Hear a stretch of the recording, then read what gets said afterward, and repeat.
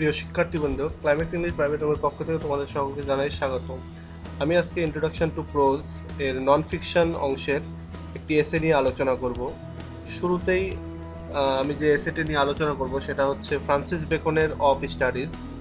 তোমরা এটা তোমাদের ইন্ট্রোডাকশন টু প্রোজ এর যে বইটা, সে বইয়ের সর্বপ্রথমে যে এসে, সেটা এই এসেটাই আছে এবং এটা তোমরা দেখেছো যে এটা পড়তে গিয়ে অনেক সময় অনেক সমস্যার মুখোমুখি তোমরা হয়েছো। যেমন এর ওয়ার্ড মিনিংগুলো, তারপরে এর যে সেন্টেন্সের যে স্ট্রাকচার, এই স্ট্রাকচারগুলোর কারণে অনেক সময় অনেক সমস্যা হয়। তো যার জন্যই আমার এই কন্টেন্টটা আজকে তৈরি করা এবং এই এসেটার ওপরে একটা লেকচার আমি বাংলাতে তৈরি করছি, যাতে করে তোমরা এটা খুব সহজেই বুঝতে পারো। তো চলো শুরু করা যাক। অফ স্টাডিজ, এই টাইটেলটা দেখে তোমরা বুঝতে পারছো যে পড়াশোনা সম্পর্কে কিছু মতবাদ বা কিছু চিন্তাভাবনা ফ্রান্সিস বেকন এখানে ক্লিয়ার করার চেষ্টা করেছেন। আমরা সেই বিষয়গুলোই আলোচনা করব। ফ্রান্সিস বেকনের যে বিলিফ, ফ্রান্সিস বেকন পড়াশোনা সম্পর্কে যে বিশ্বাসগুলো করতেন বা তার যে ফিলোসফি, সেই বিষয়টাই আলোচনা করব। তো শুরুতেই যে সেন্টেন্সটা আসে সেটা হচ্ছে, studies serve for delight, for ornament and for ability. এখানে স্টাডিজ বলতে পড়াশোনা, সেটা যে কোনো ধরনের পড়াশোনাই হতে পারে। সেটার কথা বলা হচ্ছে যে স্টাডিজ সার্ভ, অর্থাৎ স্টাডিজ বা পড়াশোনা দেয়, কি দেয় বলা হচ্ছে প্রথমে ডিলাইটের কথা। Studies serve for delight, studies দেয় হচ্ছে আনন্দ। ফর অর্নামেন্ট, এটা অর্নামেন্ট বা সাজসজ্জা করানোর যে জিনিস সেইগুলো দিয়ে থাকে, অর্থাৎ কথাবার্তা বলার ক্ষেত্রে আমরা যে ছন্দ অলঙ্কার বা আমাদের যে যুক্তিতর্ক প্রদর্শন করি, সেই যে বিষয়গুলো দক্ষতা, সেইগুলো পড়াশোনায় আমাদেরকে দিয়ে থাকে। অ্যান্ড ফর এবিলিটি, এবং আমাদেরকে সামর্থ্যবানও করে তোলে এই পড়াশোনা। তো প্রথম লাইনটাতে যেটা বলছে যে স্টাডি আমাদেরকে আনন্দ দেয়, আমাদের কথা বলার ভেতরে যে ছন্দ অলঙ্কার, যে সৌন্দর্য বৃদ্ধিকরণ সেটা করে থাকে এবং আমাদেরকে সামর্থ্যবান করে তোলে অনেক বিষয়ের ক্ষেত্রেই। আচ্ছা, এরপরের যে লাইনটা, সেখানে যেটা বলছে যে দেয়ার চিপ ইউজ ফর ডিলাইট, অর্থাৎ দেয়ার বলতে এখানে পড়াশোনার কথা বলা হচ্ছে, যে পড়াশোনার প্রধান যে ব্যবহার আনন্দের জন্য, সেটা আসে ইজ ইন প্রাইভেটনেস, সেটা যখন একটা মানুষ ব্যক্তিগত সময় পার করে বা একা থাকে সেই সময়টাতে। অ্যান্ড রিটায়ারিং, অর্থাৎ একটা মানুষ যখন একাকী থাকে, অবসরে থাকে, হাতে যখন কোনো কাজ না থাকে, সে সময় যে পড়াশোনাটা করে সেটা মূলত সে আনন্দের জন্য পড়াশোনা করে এবং সেই সময়টাতে সেটা দিয়ে সে আনন্দ পায়। অর্থাৎ সেই সময়ের পড়াশোনাটার মেইন উদ্দেশ্যটাই হচ্ছে আনন্দ পাওয়া বা মজা পাওয়া। এবার ornament, for ornament in discourse and for ability. আচ্ছা, এবার সে ছন্দ অলঙ্কারটা কখন আসে বা কখন ছন্দ অলঙ্কারটা কাজে লাগে, সেটা হচ্ছে ইন ডিসকোর্স, অর্থাৎ কথাবার্তা বলার সময়, আলাপ আলোচনা করার সময় বা কোনো একটা জায়গায় যুক্তিতর্ক প্রদর্শন করার সময় আমাদের এই অর্নামেন্টটা কাজে লাগে, যেটা আমরা স্টাডি করার মাধ্যমে পাই বা পড়াশোনার মাধ্যমে পেয়ে থাকি। এবং তৃতীয় যে বিষয়টার কথা বলা হচ্ছে সেটা হচ্ছে এবিলিটি। এবং এবিলিটিটা কখন আমাদের কাজে লাগে বা এবিলিটিটা আমরা পাওয়ার পরে কি করি, সেটা হচ্ছে ইজ দ্য জাজমেন্ট, বিচার করার সময়, অ্যান্ড ডিসপোজিশন অফ বিজনেস, এবং বিজনেসের বা ব্যবসার যে অ্যারেঞ্জমেন্ট, যে বিক্রি কিনি বা আলাপ আলোচনা, সেই ক্ষেত্রে আমাদের এবিলিটিটা কাজে লাগে। তাহলে এবিলিটি কী কী কাজে লাগে? For ability, ability is the judgement, অর্থাৎ কোনো একটা বিষয় নিয়ে বিচার বিবেচনা করার ক্ষেত্রে এবিলিটি কাজে লাগে, এবং নিজস্ব ব্যবসা বাণিজ্য পরিচালনা করতে, কথাবার্তা বলতে বা কোনো একটা চুক্তি করতে, সেই সময় যে আলাপচারিতা, সেইগুলোই হয়ে থাকে, সেইগুলো যে দক্ষতা, সেগুলো যে এবিলিটি, সেটা আমাদেরকে পড়াশোনা দিয়ে থাকে। তাহলে এই দুইটা লাইন যদি আমরা আরেকবার আলোচনা করি, যে পড়াশোনা যে প্রধান ইউজ বা প্রধান ব্যবহার আনন্দ পাওয়াটা, সেটা আমরা বা মানুষ পেয়ে থাকে কিভাবে, তার অবসর সময়ে এবং তার ব্যক্তিগত সময়ে। এবং অর্নামেন্ট যেটা, সেটা কখন কাজে লাগে, সেটা হচ্ছে কথাবার্তা বলার সময়, আলাপচারিতা করার সময় বা কোনো বক্তৃতা দেওয়ার সময় এই অর্নামেন্টটা কাজে লাগে, যেটা আমরা পড়াশোনার মাধ্যমে পাই। আর একটা যেটা হয় যে পড়াশোনা আমাদেরকে সামর্থ্যবান করে তোলে, কিসের সামর্থ্যবান করে তোলে? পড়াশোনা আমাদেরকে কোনো কিছু বিচার বিবেচনা করার ক্ষেত্রে সামর্থ্যবান করে তোলে, এবং আমাদের ব্যবসা, বিজনেস বা কাজকর্ম পরিচালনা করার ক্ষেত্রে যে অ্যারেঞ্জমেন্ট বা আমরা যে বিষয়গুলো সুন্দরভাবে করতে পারি, এটা আমাদেরকে পড়াশোনায় দিয়ে থাকে। আচ্ছা, এরপরের যে লাইন, সেই লাইনটার যেটা বলছে যে for expert main can execute. একটা এক্সপার্ট মেন, অর্থাৎ যে ব্যক্তিটা হয়তো পড়াশোনা জানে না, কিন্তু সে কি পারে, সে কোনো একটা কারিগরি কাজে হয়তো দক্ষ, সেই লোকটা কি করতে পারে, ক্যান এক্সিকিউট, কোনো একটা কিছুকে রান করাইতে পারে, কোনো একটা কিছু কাজ কমপ্লিট করতে পারে, পারফেক্ট করতে পারে। অ্যান্ড পারহ্যাপস দ্য জাজ of particulars one by one. এবং কিছু লোক আছে যারা পড়াশোনা ছাড়াও জাজ করতে পারে, কোনো একটা বিষয় নিয়ে বিবেচনা করতে পারে, কোনো একটা বিষয়ের ভালো খারাপের পার্থক্য তারা বের করতে পারে। But general council and the plots and marshalling of affairs come best from those that are learned. কিন্তু কিন্তু সাধারণ যে বিষয়গুলো নিয়ে আলাপ আলোচনা বা সাজেশন বা বেস্ট পরামর্শগুলো, সেই বিষয়গুলো, অথবা দ্য প্লটস অর্থাৎ ব্যাড সাজেশন বা কুমন্ত্রণা বা যে কোনো দুরভিসন্ধি, এই জিনিসগুলো, এবং মার্শালিং অ্যাফেয়ার্স অর্থাৎ শাসন ব্যবস্থা পরিচালনা করার জন্য যে ক্ষমতা বা দক্ষতা, সেটা কামস বেস্ট, সেটা সবচেয়ে ভালো আসে, এই দক্ষতাটা বা এই জিনিসগুলো, ফ্রম দোজ, ওই ব্যক্তিগুলোর কাছ থেকে দ্যাট আর লার্ন, যারা শিক্ষিত। তাহলে এই তিনটে লাইন যদি আমরা আরেকবার আলোচনা করি, তাহলে আসে যে একটা মূর্খ লোক বা একটা সাধারণ লোক যে পড়াশোনা জানে না অত বেশি, সেই ধরনের একটা এক্সপার্ট লোক, অর্থাৎ কোনো একটা কাজের ক্ষেত্রে সে যদি দক্ষ হয়ে থাকে, তাহলে সেই কাজটা সে খুব ভালোভাবে পরিচালনা করতে পারে বা এক্সিকিউট করতে পারে। এবং পারহ্যাপস সম্ভবত জাজ অফ পার্টিকুলার্স, এবং কিছু মানুষ জাজও করতে পারে, একের পর এক কোনো ছোট ছোট বিষয় নিয়ে তারা জাজমেন্টও দিতে পারে, বিচার বিবেচনা এগুলোও করতে পারে। কিন্তু সাধারণ কাউন্সিল বা সাধারণ কোনো পরামর্শ বা সাজেশন, অথবা কোনো ব্যাড সাজেশন বা দুরভিসন্ধি বা ষড়যন্ত্র এবং শাসন ব্যবস্থার মতো কার্যাদি সবচেয়ে ভালো আসে ওই সমস্ত ব্যক্তিদের কাছ থেকে যারা শিক্ষিত। আচ্ছা, এরপরের লাইনে যদি আমরা যাই, তাহলে এই লাইনটাতে এখানে ফ্রান্সিস বেকন পড়াশোনার সম্পর্কে অতিরিক্ত কিছু তথ্য দিচ্ছেন, যেমন to spend too much time in studies is slow. পড়াশোনায় যদি বেশি সময় দেওয়া হয়ে থাকে, তাহলে সেটা আমাদেরকে লেজিনেসের দিকে নিয়ে যেতে পারে বা আমাদেরকে অলস করে দিতে পারে। To use them too much for ornament, এবং সেগুলো যদি আমরা পড়াশোনাটাকে যদি আমরা আমাদের কথাবার্তায় বা প্রতিদিনের যে আলাপচারিতা, সেগুলো যদি খুব বেশি মাত্রায় ব্যবহার করি প্র্যাকটিক্যাল হওয়ার বাইরে গিয়ে, তাহলে ইজ অ্যাফেক্টেশন, সেটা হতে পারে আমাদের ভান বা আমাদের একটা অহংকারের বিষয়। And to make judgement wholly by their rules, এবং সবসময় যে কোনো জিনিস বিচার বিবেচনা করার নিয়ম নীতির মাধ্যমে, is the humour of A scholar, এটা হতে পারে একটা স্কলারের দুর্বলতা বা এটা হতে পারে তার একটা রসিকতার বিষয়।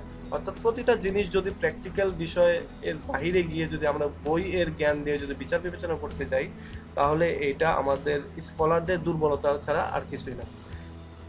তাহলে to spend too much time in studies is slow, অর্থাৎ পড়াশোনায় যদি খুব বেশি আমরা সময় দেই, তাহলে সেটা আমাদেরকে লেজিনেসের দিকে নিয়ে যেতে পারে। এবং আমরা যদি কথায় কথায় পড়াশোনা থেকে লব্ধ যে অর্নামেন্টগুলো সেগুলো ব্যবহার করি, তাহলে সেগুলো আমাদেরকে অতিমাত্রা অহংকারী বা আমরা ভান করছি এই বিষয়টা প্রকাশ করতে পারে। অথবা আমরা যদি প্রত্যেকটা বিষয়, ছোট ছোট ক্ষুদ্র ক্ষুদ্র প্রতিটা বিষয়ই আমরা যদি বইয়ের জ্ঞান দিয়ে যদি বিচার বিবেচনা করতে যাই, তাহলে সেটা স্কলারের দুর্বলতা বা একটা রসিকতা হিসেবেই প্রকাশ পায়, সেটা আর ওই প্র্যাকটিক্যাল বিষয় থাকে না। অর্থাৎ অনেক কিছুই থাকে যেগুলো প্র্যাকটিক্যাল সিচুয়েশনের উপরে নির্ভর করে বিচার বিবেচনা করতে হয়, কিন্তু সব কিছুই বই দ্বারা বিচার বিবেচনা করা যায় না। এবং সেগুলো যদি যেগুলো বই দ্বারা বিচার বিবেচনা করা যায় না, সিচুয়েশন দিয়ে বিচার করতে হয় অথবা নিজস্ব উইজডম দিয়ে বিচার করতে হয়, সেগুলো যদি আমরা বই দিয়ে বিচার করতে যাই, তাহলে সেটা ওই স্কলারের দুর্বলতা হিসেবে প্রকাশ পায়। আচ্ছা, এর পরের লাইনে আমরা যদি যাই তাহলে এখানে বলা আছে দে।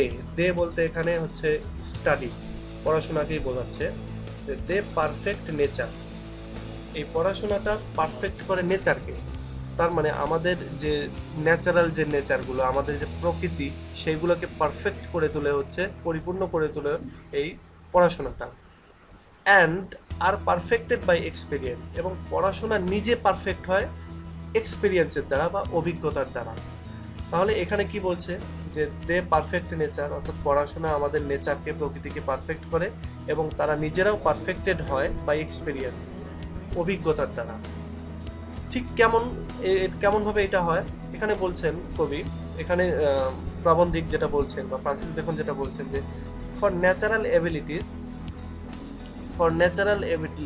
অর্থাৎ আমাদের যে প্রকৃতিগত যে সামর্থ্য বা ক্যাপাসিটি যেগুলো আছে সেগুলা আর লাইক ন্যাচারাল প্ল্যান্ট, সেগুলা প্রকৃতির যে গাছপালা আছে সেই গাছপালাগুলোর মতো। দ্যাট নিডস প্রোনিং, যে গাছপালাগুলোর ডালপালা ছেটে দিতে হয় বা ডালপালা কাটতে হয় বা অনেক রকমের যত্ন নিতে হয়, ঠিক তেমনি আমাদের ন্যাচারাল অ্যাবিলিটিগুলোরও যত্ন নিতে হয় বাই স্টাডি, অর্থাৎ পড়াশোনার দ্বারা। অ্যান্ড স্টাডি দেমসেলফ, এবং স্টাডি নিজেরাই do give for direction to mass at large extent, এবং স্টাডি ডু গিভ ফর, অর্থাৎ স্টাডি কি করে, স্টাডি আমাদেরকে অনেক ডিরেকশন দিতে পারে, তাত্ত্বিক জ্ঞান দিতে পারে, except they be bounded in by the experience, ততক্ষণ না তারা এক্সপিরিয়েন্সের দ্বারা পারফেক্ট হচ্ছে। তাহলে আমরা যদি এই তিনটা লাইন আরেকবার আলোচনা করি, যে পড়াশোনা আমাদের প্রকৃতিকে পারফেক্ট করে তোলে এবং আর পারফেক্টেড বাই এক্সপিরিয়েন্স, এবং তারা নিজেরাও, অর্থাৎ পড়াশোনার লব্ধ যে জ্ঞান সেটাও পারফেক্ট হয় আমাদের এক্সপিরিয়েন্সের দ্বারা। কেমন করে?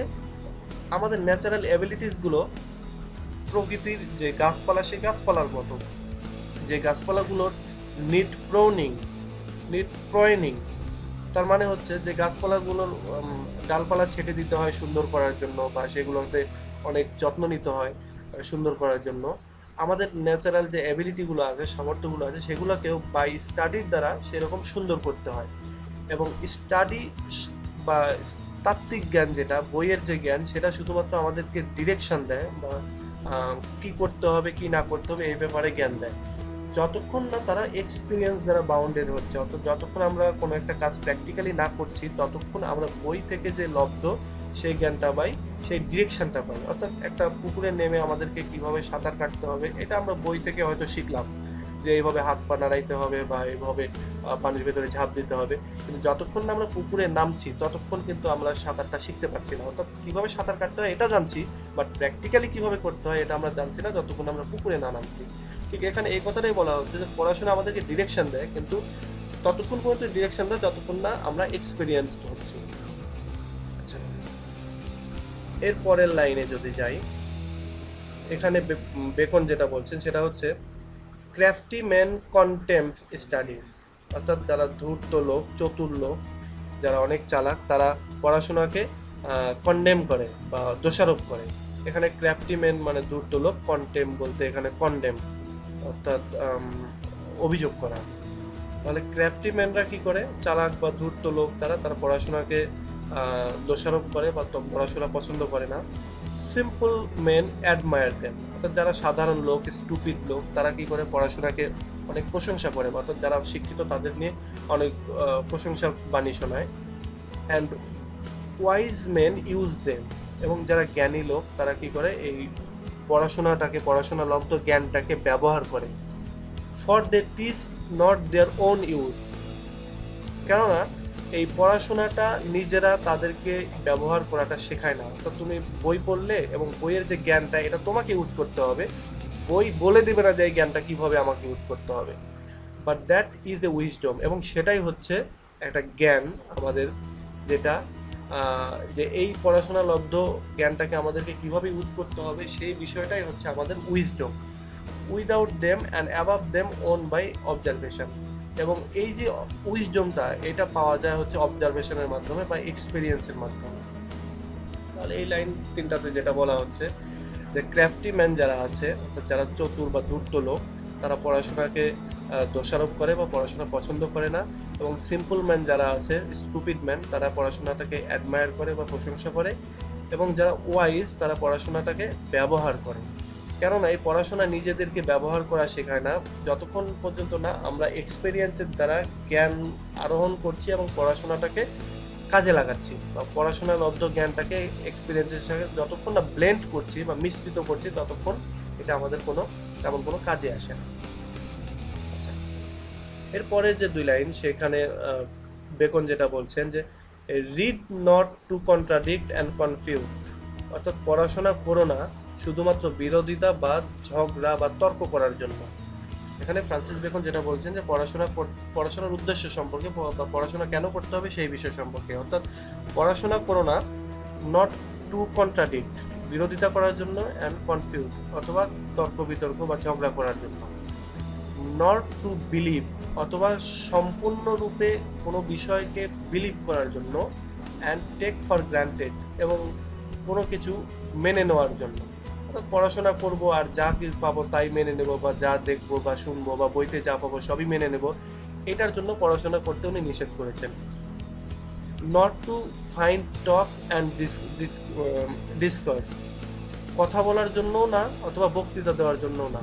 পড়াশোনা করবা এবং শুধু বক বক করবা বা কথা বলবা অথবা তর্কে বিতর্কে অন্যদিকে হারায় দিবা বা বক্তৃতা দিবা, এই জন্য পড়াশোনা করতে উনি নিষেধ করেছেন। উনি পড়াশোনা করতে কি বলেছেন, কি জন্য পড়াশোনা করতে বলেছেন?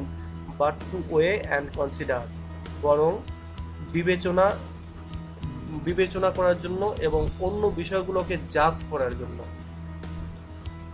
এখানে ফ্রান্সিস বেকন যেটা বলছেন যে পড়াশোনা শুধুমাত্র বিরোধিতা বা তর্ক বিতর্ক করার জন্য করো না, অথবা সব কিছুকে একবারে গড়পড়তায় মেনে নেওয়ার জন্য পড়াশোনা করো না, অথবা কথা বলা বা বক্তৃতা দেওয়ার জন্যও পড়াশোনা করতে উনি নিষেধ করেছেন। উনি বলেছেন যেটা যে বিচার বিবেচনা করার জন্য বা বিচার বিবেচনার জ্ঞান এবিলিটি আনার জন্য পড়াশোনা করতে বলেছেন।